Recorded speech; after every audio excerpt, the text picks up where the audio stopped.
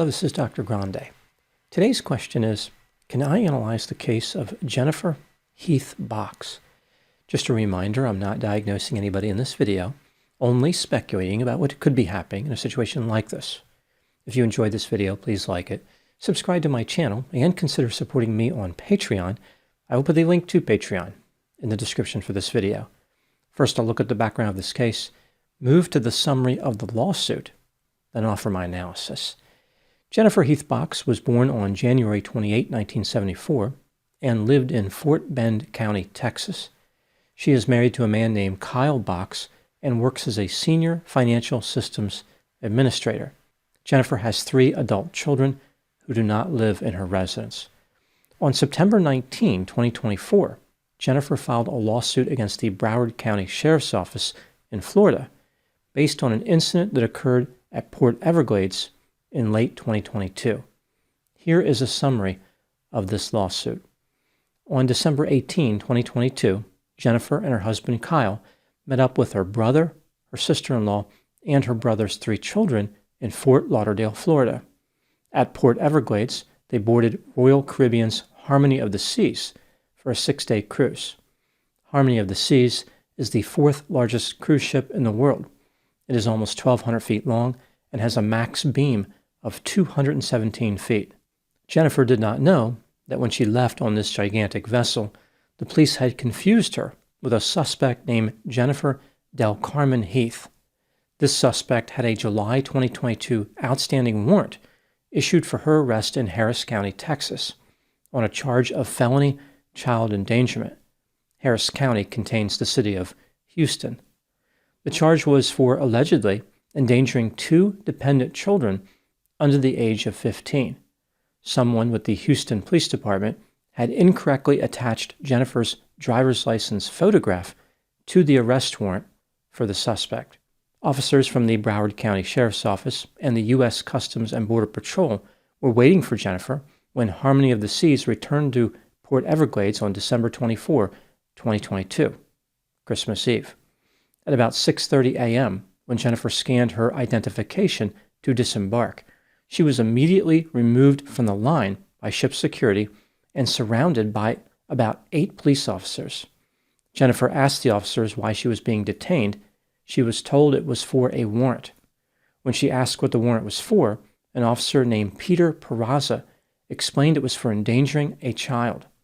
Jennifer's husband Kyle said, "I think you have the wrong person." An officer named Monica Jean responded, "That's why we verify." Peter then said, "We have to verify, but we're already at this point, so."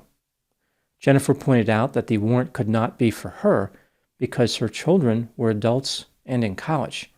Monica Jean responded, "Like I said, that's why we verify." Jennifer was arrested right in front of passengers who were disembarking. As she was being escorted to an elevator, she explained that the police had the wrong person. Again, Jennifer did not have any minor children who she could endanger. Monica Jean again stated, "Well, that's why we verify." When Jennifer was placed in the back of Peter's police cruiser, he looked at her license and compared it to the suspect's information from the warrant. Peter opened the door and asked Jennifer to confirm her name again. She explained to him that Heath was her middle name, not her last name. Peter hesitated, read the warrant again, and then told the other officer, Monica, they should move forward with Jennifer's arrest. At this point, Peter knew, or should have known, that he was arresting the wrong person. As he was driving Jennifer to the police station, Peter claimed the information on the warrant matched her date of birth and her last name of Box. This information did not match. Peter was being deceptive.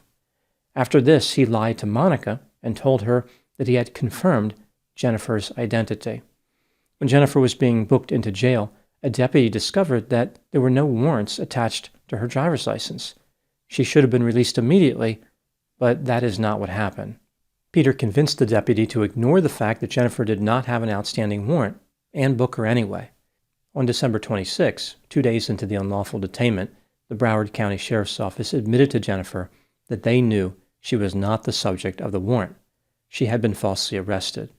Instead of releasing Jennifer, they told her she needed to remain in jail until Harris County came there to Broward County to pick her up or until Harris County arrested the right suspect. Jennifer was told it might take 30 days for Harris County to pick her up from Broward County. As it turns out, Harris County dismissed the charges against the suspect, so Jennifer was released from custody on December 27. The only explanation from Broward County for the unlawful detainment was from a deputy who told Jennifer, "I'm sorry, it happens." As I mentioned, this information was from a lawsuit Jennifer filed. She accused Broward County of unreasonable seizure in violation of the Fourth Amendment and arbitrary deprivation of liberty in violation of the 14th Amendment. Jennifer endured horrible conditions while incarcerated for 3 days. The guards were demeaning, and it was cold. She was arraigned on Christmas Day, but the magistrate held her without bond. Jennifer was transferred to the Paul Rain Detention Center, where they blasted death metal music. After this ordeal, she suffered from post-traumatic stress, anxiety, and insomnia. Jennifer did not sue Harris County because only one employee there made a mistake. Again, this employee attached Jennifer's driver's license photograph to the warrant. Now moving to my analysis. Jennifer Heath Box maintains that she was falsely detained and multiple officers were involved in the wrongdoing. She has many supporters who believe the officers recklessly or even knowingly violated her rights. The sheriff's office has a different point of view. Despite their admission that they falsely detained Jennifer, they claim that Peter Peraza followed all the appropriate protocols. An investigation revealed that there was no employee misconduct. This brings me to the question, should the officers be held accountable for violating Jennifer's rights? Let's take a look at the evidence both for and against the idea that the officers should be held accountable, starting with the factors that support this theory. Jennifer Heath Box does not have a criminal record and was never the subject of an arrest warrant. Prior to confronting Jennifer, the police had all the information they needed to realize that she was not the subject of the arrest warrant. For example, Jennifer did not have any warrants attached to her driver's license. This was known by Peter and to the deputy in the jail, yet Peter pressed forward with having Jennifer booked into jail. Jennifer did not have any minor children, yet the arrest warrant involved an alleged offense against minor children. Jennifer and the suspect had different birth dates, with Jennifer being 23 years older. Jennifer and the suspect had different maiden names, different married names, different hair color, different eye color, different skin tones, and different tattoos. Jennifer was 5'4", but the suspect was only 4'11". Jennifer and the suspect lived in different counties in Texas. Jennifer lived in Fort Bend County, and the suspect lived in Harris County. They had different driver's license numbers, and their social security numbers were different. The person who complained about the suspect was her husband, Christopher Heath. As I mentioned, Jennifer's husband is named Kyle Box. After Jennifer was arrested, the police should have realized that she had different fingerprints than the suspect, but they never bothered to compare the fingerprints. The Houston Police Department said that if the Broward County Sheriff's Office had contacted them at the time of the arrest, they would have realized the mistake and told them not to detain Jennifer. The officers only had 2 reasons to believe that Jennifer and the suspect were the same person. Both of their names contained Jennifer and Heath, and Jennifer's photograph was attached to the warrant. Every other available piece of information indicated that Jennifer and the suspect were 2 different people. The officers who confronted Jennifer on the cruise ship passed a copy of the warrant around and reviewed the information on it. Clearly, they realized that something was amiss, yet none of them took action. Peter completed an affidavit supporting Jennifer's arrest. He listed her identifying information correctly, even though that information did not match the suspect. It seems clear that Peter knew that Jennifer was not the suspect.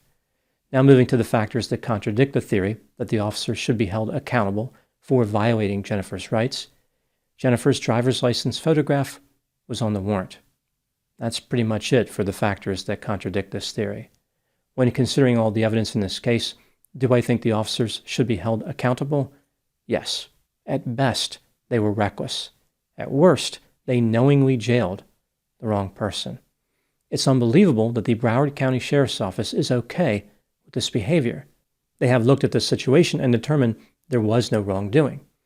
This says a lot about how incompetent this office is.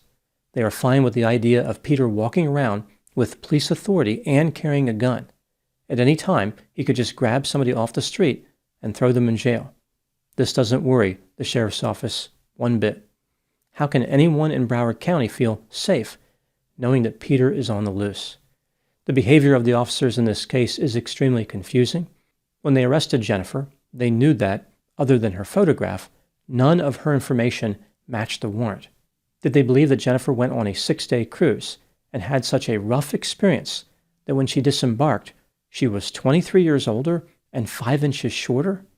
How stressful did they think cruises are? This was a Royal Caribbean cruise, not Carnival. Have these officers ever been on a cruise? Apparently, they also believed that the cruise was so traumatic, it even aged her adult children who were not even on the boat with her and moved her residence to a different county. Another confusing aspect is the officer's belief that the name of the person being arrested does not have to match the name of the subject of the warrant. Did the officers believe that the act of arresting somebody was an endeavor where getting close to the correct suspect is good enough? Like they said to themselves, Jennifer Heath Box shares 2 names with Jennifer Del Carmen Heath. That's 2 out of 3, not too shabby. According to the lawsuit, there are at least 1,850 people in the United States with the name Jennifer Heath, and at least 160 in Texas. Jennifer's sister-in-law was also named Jennifer Heath and was even on the ship with her. When the police confronted Jennifer, they passed around the warrant and appeared to be confused by what they were reading. This makes me wonder if they actually know how to read.